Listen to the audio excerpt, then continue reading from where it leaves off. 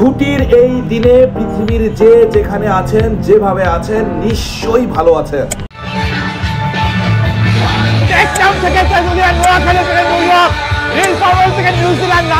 London, Saudi আরব, আশুগঞ্জ থেকে Australia, Comilla থেকে Canada, Jamalpur থেকে জার্মানি সহ Malaysia, Singapore, Qatar, Kuwait, Dubai, Spain, Italy, France, Portugal, Africa সহ সারা পৃথিবীতে যত বাঙালিরা আছে সবাইকে লিস্টুডেন্টের পক্ষ থেকে আমন্ত্রণ ও শুভেচ্ছা।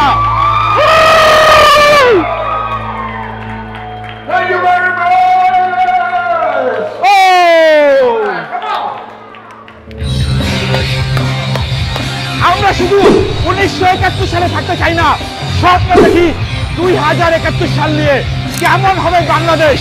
সেই স্বপ্নের সূত্রপাতে দেশ ও বিদেশে দেশ গড়ার অবদানে liststudent.com আমাদের গন্তব্য আগামী 10 বছরের মধ্যে নিজেদেরকে $5 বিলিয়ন ইন্ডাস্ট্রি নিয়ে যাওয়া। লক্ষ্য দেশে এবং বিদেশে হাজার হাজার তরুণ সম্প্রদায়ের মধ্যে জব সৃষ্টি করা। বাংলাদেশের সোনার মাটিতে গাছ লাগিয়ে প্রকৃতির মধ্যে তাপমাত্রা কমিয়ে নিয়ে আসা। দেশের শিল্প, সাহিত্য, চলচ্চিত্র এবং অন্যান্য ইন্ডাস্ট্রিকে একটা অন্যরকম মাত্রায় নিয়ে যাওয়া। দেশ থেকে বিদেশে বিভিন্নভাবে টাকা চলে যাচ্ছে তার গতি রোধ করা এবং বিদেশ থেকে বৈদেশিক মুদ্রা দেশে নিয়ে এসে দেশের অর্থনীতিতে এগিয়ে চলা। আর এই স্বপ্ন নিয়ে আমাদের এগিয়ে চলা। আমাদের ভাবনায় থাকে সবার আগে দেশ।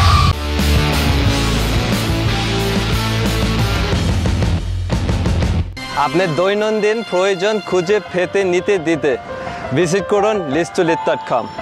listtolit.com, দেশে ও প্রবাসে বাঙালির বন্ধন।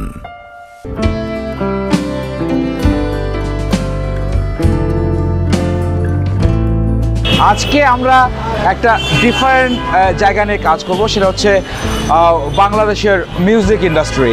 কিভাবে বাংলাদেশের মিউজিক ইন্ডাস্ট্রিটার মধ্যে আবার নতুন করে 20 বছর আগে যেরকম মিউজিক আমরা শুনেছিলাম কিংবা 30 বছর আগে আমাদের বাংলাদেশের মিউজিক ইন্ডাস্ট্রি যেমন ছিল এবং এখন কেন আর আগের মতো মিউজিক নাই কিংবা মিউজিক নিয়ে কাজ করা হয় না, এগুলো নিয়ে একটু আলোচনা করব এবং কিভাবে লিস্টটুলেটের সাহায্যে নতুন যারা মিউজিশিয়ানরা আছেন, নতুন যারা মিউজিক নিয়ে কাজ করছেন, তারা আমাদের সাথে কাজ করতে পারেন। দেশে এবং বিদেশে আপনাদের মিউজিক আমরা নিয়ে যাব এবং কোনো না কোনোভাবে বিদেশ থেকে আমরা যেন দেশের অর্থনীতিতে এই মিউজিক ইন্ডাস্ট্রিটা একটা অন্যরকম ভূমিকা পালন করতে পারে, সেই জায়গাটার একটু ডিটেলস বিষয়টা আমরা আজকে আলোচনা করব। আছি civic music point science laboratory মোড়ে। এখানে চমৎকার চমৎকার সব দেশীয় আইটেম এবং একই সাথে বিদেশি আইটেম এখানে বিক্রি করা হয়। অফকোর্স যে জিনিসগুলো আমাদের মিউজিক ইন্ডাস্ট্রিতে কোনো না কোনোভাবে আমাদের মিউজিক ইন্ডাস্ট্রিকে সামনের দিকে এগিয়ে নিয়ে যেতে সাহায্য করে।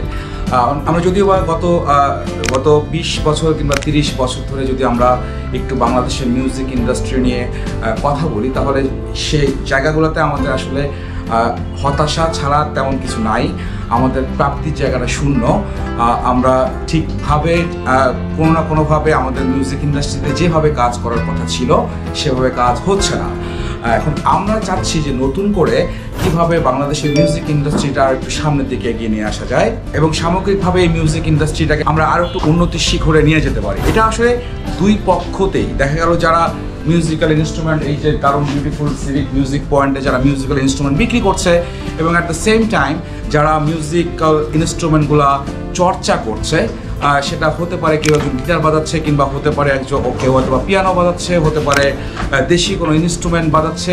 এই দুই পক্ষেরই কিন্তু সামগ্রিক উন্নতিটা হয়ে যাবে। লিস্টটুলেট চেষ্টা করছে কিভাবে নতুন নতুন মিউজিক নিয়ে আসা যায়, কিভাবে নতুন নতুন মিউজিশিয়ান তৈরি করা যায়, দেশীয় যে ইনস্ট্রুমেন্ট ইন্ডাস্ট্রিটা আছে তাকে কিভাবে আরও সমৃদ্ধ করা যায়, সেই জায়গা থেকে আমরা চেষ্টা করছি। একসময় আমরা আমাদের বাংলাদেশি মিউজিক নিয়ে প্রচণ্ড গর্ব করতাম, কিন্তু লাস্ট 20 ইয়ার্স কিংবা 30 ইয়ার্স ধরে আমরা যদি একটু আমাদের মিউজিক ইন্ডাস্ট্রিটা বিবেচনা করি তাহলে দেখা গেল যে আমাদের সেই রকমভাবে আমাদের দেশীয় মিউজিক এবং at the same time fusion কিংবা আদার যে মিউজিক্যাল ব্যাপারগুলো আছে সেগুলো ডেভেলপমেন্টের জায়গায় ঠিক অতটা যেতে পারেনি।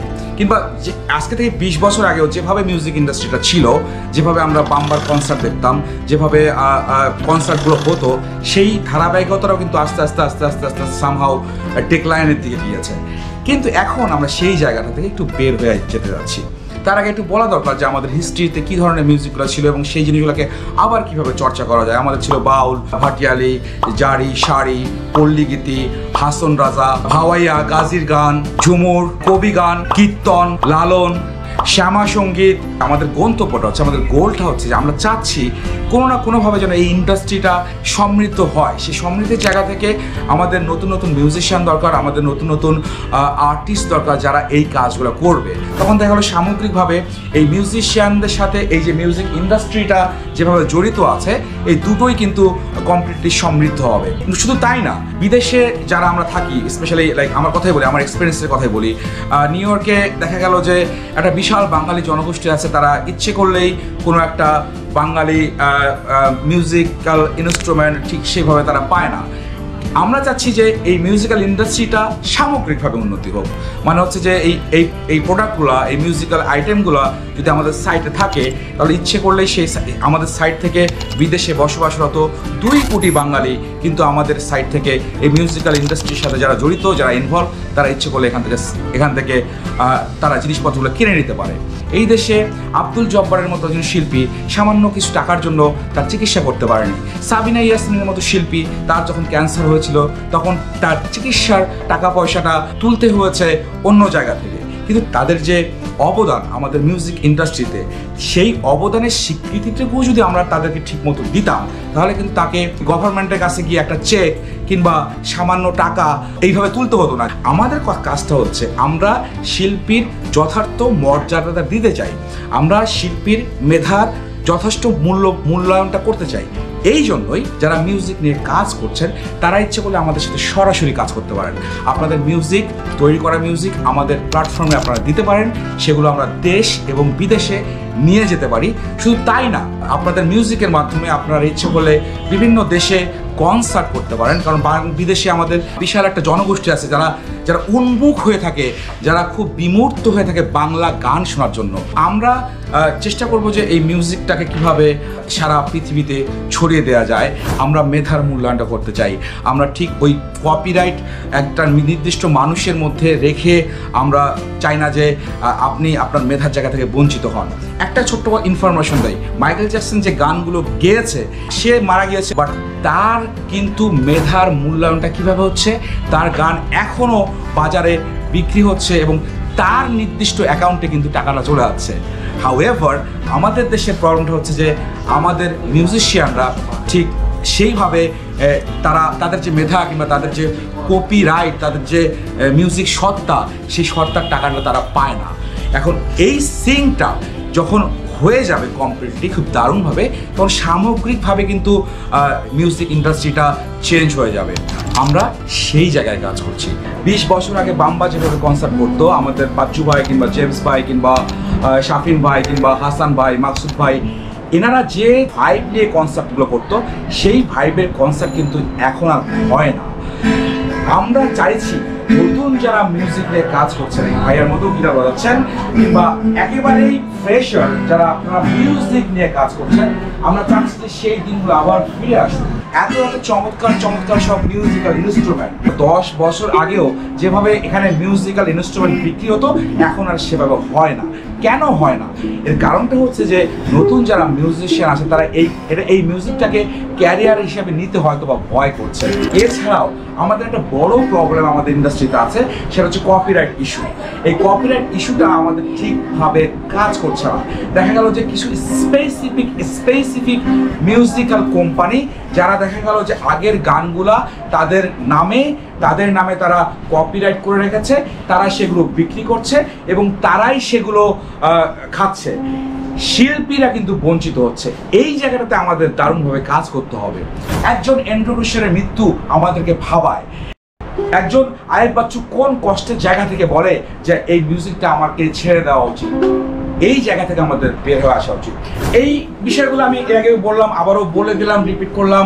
আপনারা যারা নতুন নতুন মিউজিক নিয়ে কাজ করছেন তারা সরাসরি আমাদের সাথে কাজ করতে পারেন। আমরা আপনাদেরকে হেল্প করব কিভাবে আপনাদের মিউজিককে ওয়ার্ল্ড ওয়াইড রিলিজ করবেন, কিভাবে আপনার মিউজিকের যথার্থ মূল্যায়ন করবেন, কিভাবে আপনার মিউজিককে চমৎকার মিউজিক ভিডিও বানিয়ে আমাদের সাইটে দিবেন এবং আপনার মেধা সত্ত্বটা আজীবন আপনি পেয়ে যাবেন। আপনার মিউজিক, আপনার মেধা, আপনার সত্ত্ব আপনার কাছে থাকবে আজীবন, এমনকি মৃত্যু পরবর্তী সময়েও। সেই জায়গাটার, সেই ভাবনার জায়গা থেকে লিস্টুলেট কাজ করছে।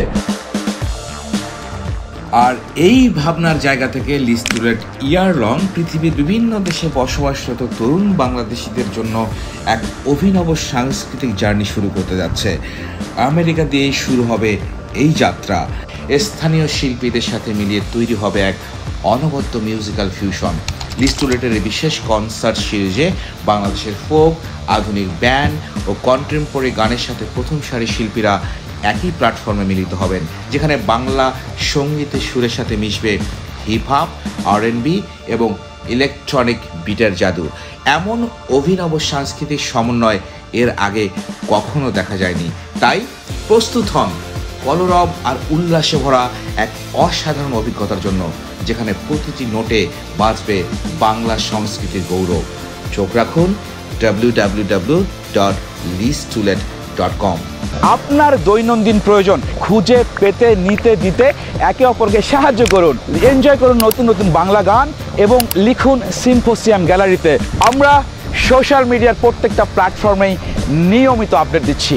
আছি ফেসবুক, ইনস্টাগ্রাম, টিকটক, লিঙ্কডইন এবং ইউটিউবে। কাজ করছি 24 ঘন্টা শুধুমাত্র আপনাদের সেবায়। যেভাবে আমাদের লং টার্ম মেমোরিতে চিরস্থায়ী হয়ে আছে, ঠিক একইভাবে আপনাদের লং টার্ম মেমোরিতেও যেন চিরস্থায়ী হয়ে থাকে সবার আগে দেশ।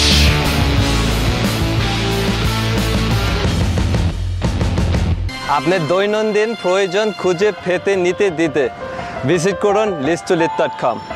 লিস্টুলেট.com, দেশে ও প্রবাসে বাঙালির বন্ধন।